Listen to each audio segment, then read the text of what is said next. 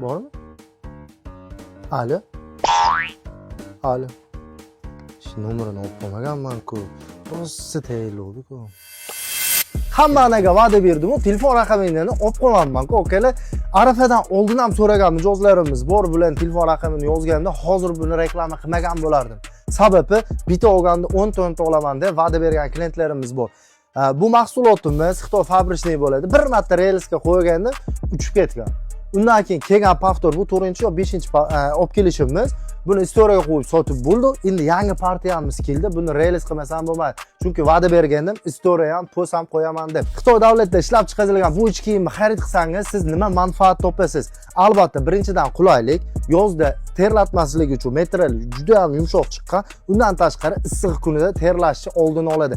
Ishqalanish kam bo'ladi albatta.